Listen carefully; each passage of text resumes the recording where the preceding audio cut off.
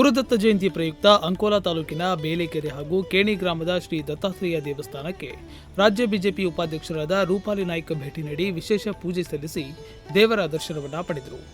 ತ್ರಿಮೂರ್ತಿ ರೂಪ ದತ್ತರ ಅನುಗ್ರಹ ಸಕಲ ಜೀವರಾಶಿಯ ಮೇಲಿರಲಿ, ಎಲ್ಲರಿಗೂ ಸುಖ, ಶಾಂತಿ ಮತ್ತು ಸಮೃದ್ಧಿಯನ್ನ ದಯಪಾಲಿಸಲಿ ಎಂದು ಪ್ರಾರ್ಥಿಸಲಾಯಿತು.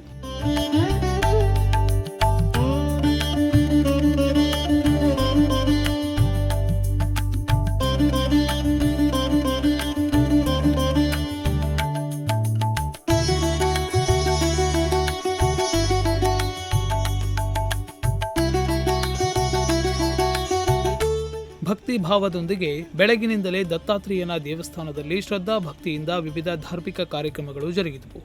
ಈ ವೇಳೆ ದೇವಸ್ಥಾನ ಕಮಿಟಿಯವರು ಗೌರವ ಸಮರ್ಪಣೆಯನ್ನ ನೀಡಿದರು.